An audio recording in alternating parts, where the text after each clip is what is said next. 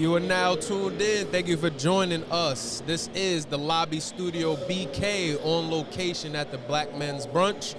It is the one and only, your favorite, your sister's favorite, your mama's favorite, your friend's favorite host, beloved. Thank you for joining me. And with me today, we have with us, pardon the disrespect, I also have, not the one and only, we also have the illustrious, the very important, God's chosen one, Uncle Ed. Hey, I'm over here off camera, but you'll hear this voice from time to time chiming in. There you go.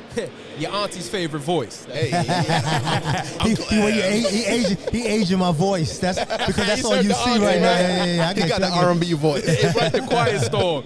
And with us today, we have joining us, we have the talented, the helpful, right? Because we're also helping other brands, right? We have the talented, the helpful, Jordi, and promoting our brand, Brandscape 360. Yes, sir. Yes, sir. Thank you for joining us today. Yeah, man. Happy to be here, brother. Thank you. So, with Brandscape 360, give us a breakdown as to exactly what that brand is, what your business is. So, the secret is in the name, right? So, what we do is we work with brands that make between $100,000 and $1 million a year. And what we help the CEOs to do is to tell stories to help them build deeper connections with their customers. What we found is our CEOs that are really great operators, they have built a great business structure. They know how to get clients, but a lot of the times they're looking to expand their opportunities into building courses, into building community-based opportunities, and to build other activations around their brand. So we help them develop a story concept so that they could sell that story to their customers and ultimately make more money. Awesome. Okay, so that's a beautiful thing. So pretty much companies that you can help with what it seems like, especially in 2023, that customers want to feel as if they're supporting a person, not necessarily the brand or just the product. Yeah, they want to feel connected to something, you know, because what we've realized is with the dying of religion, people are looking for community in different aspects. That's why we even have something here like the Black Men's Brunch, right? Because people are looking for something to connect to. And a lot of what we are connected to these days are brands like Amazon, like Apple, like Starbucks is for coffee lovers, right? And in our own individual brands, we form communities around the things that we do. So it's exactly like you said, they're looking for something, a story to be a part of. Right. Okay, so what types of brands have you been able to help so far? So we have worked with H&M. We have worked with the Barclays Center Vision Services for the Blind City Harvest. And then we've also worked with local brands here in the city, like the Sean Carson Mortgage Team. Shout out to you, Sean. We have a new client we've onboarded called Power Beauty Unlimited, which is a wig brand, who we're helping them with their advertising and brand story as well too. So we span a few different markets, but we started specializing in the real estate market. Oh, okay, that's dope. And what would you find, or what have you found the toughest industry, or we'll say industry, not specifically company, but the toughest industry to try to sell the backstory? So the problem is not to sell a story. It's a problem when the client doesn't know what they want to sell, you know, because a lot of businesses every business is not a good business, right? Like, if you're gonna sell toilet paper, that's a hard business to get into because there's Bounty and not Huggies, but there's like notable brands in the Charmin, space, right? Scott and Markel, right. Thank you for that, right? But like, for businesses that don't have high margin, it's really hard to get into those businesses to help the owners sell. Okay. So we typically try to stick to services, and we try to stick with businesses where the business owners know their product. Okay. So once they do that, we can definitely help them grow. Gotcha. So specifically, like somebody like wigs, you know, okay, we're selling wigs. We have the story behind the wig. And wig beauty salon owners, they move product like drugs, you know, because big time. Of course. You know? What you know? Hold on, brother. Uncle Evan's back. What you know about the wig line, huh? Hey. I'm rocking my bald head over here, so every once in a while I might have to don. You know, damn, they don't make wigs for men, man. And yes, they do. They do. And them things be intricate. You could go get you a 360. You go get you a flat top. What you want? I'm not rocking that, man. Because you can't just go from no hair to all that hair just in a blink of an eye. You got to taper all of a sudden. Right. And change up my hairdos every week. But I'm gonna let y'all continue. Well, Did you have something? No. I'm here just listening to the young brothers speak.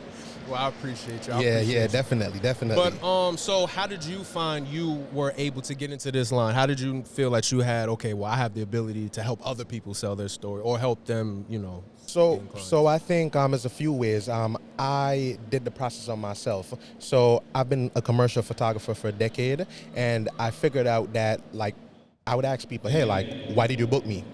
Oh, yeah, Jordi, I love how you pose. I love your jokes. I love your sense of humor. I'm like, wait, those don't have anything to do with the act of taking pictures. Right. So when I realized that, I started doing more behind-the-scenes content. Then I booked like 3-4 clients for free. I did marketing with them for free for 4 months. Then after that, I was like, okay, I have proof of concept. I built a process around it, and then I started selling it.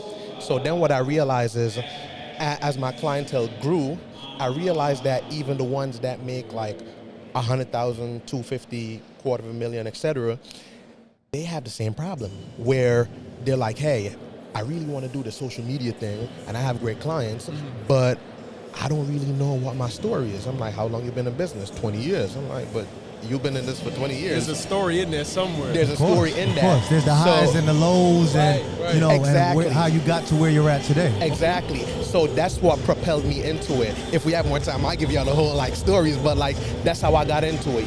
I did it on myself.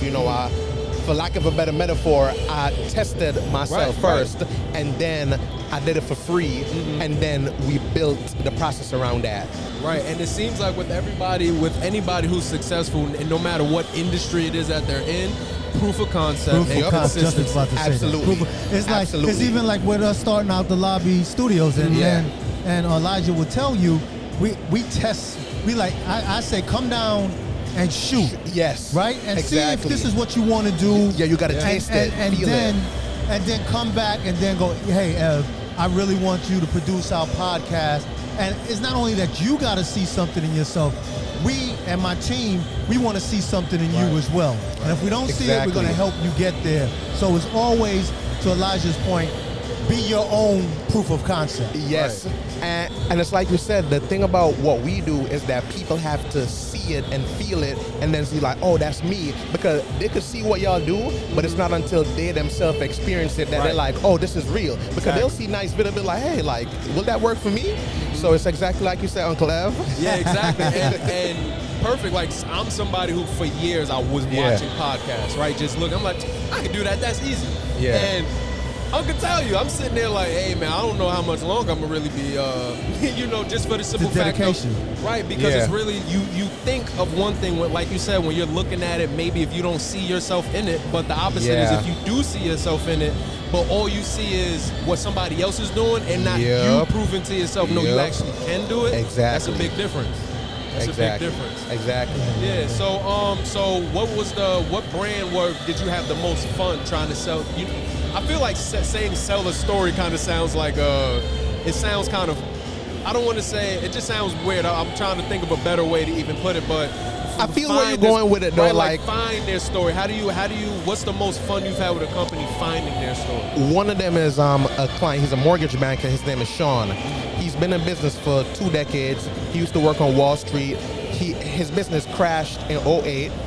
He hid from social media for years, and then by the time he met us, he was ready to activate.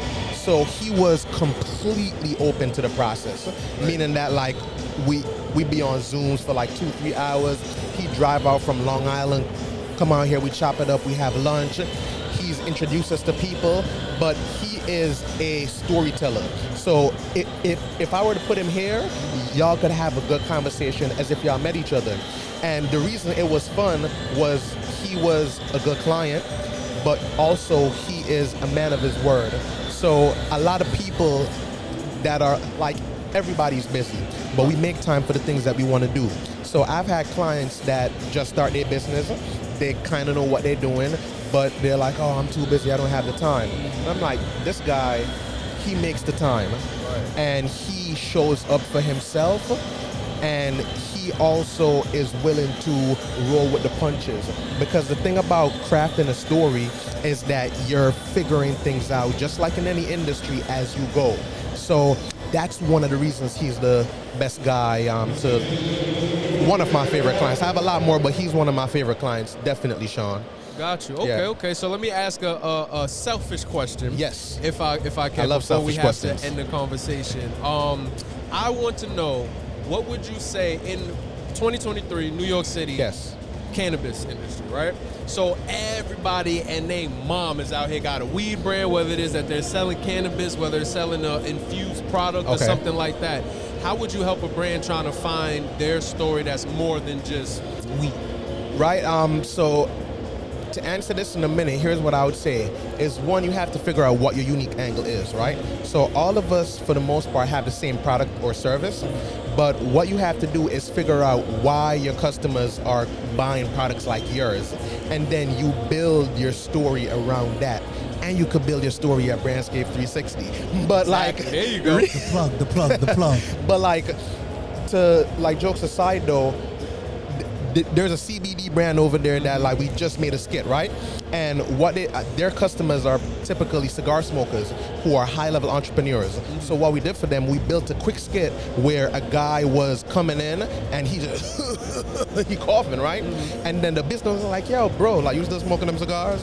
And then what we did was we used the product as a way to promote relief, because we can't promote explicit health, but we promote a relief. Right. So figure out what your customers want, meaning that not the actual product, but what is the thing or problem that they're looking to solve, and then that's how you build your marketing plan. Absolutely. Thank you. I appreciate that. That's something Yep. I'm going to look into that. Also, to everybody else that's out here that's getting into the cannabis field, whether it is you're trying to get licensing or just Yes, figure out what yes. the brand is. Take that, listen, all right, Yep, and build yep, off yep. of that. But before we get out of here, I want you to shout out your, tell me your name, shout out your socials, how you spell everything, because you know everybody, some of us are a little illiterate. Yep. It's okay. I said us, not y'all. It's okay. But if you could just spell everything out for us. All right, everybody, my name is Jordi-Lakeem Foster, and I am on the Lounge Studio Brooklyn podcast. You can find me on Instagram at It's Jordi, ITZ_JORDII. Shoot me a DM and let's talk. All right, perfect. Thank you. And once again, thank you for joining us. We got Uncle Ev. My name is Beloved. This is the Lobby Studio BK on location at the Black Men's Brunch. Yes, sir. See you later.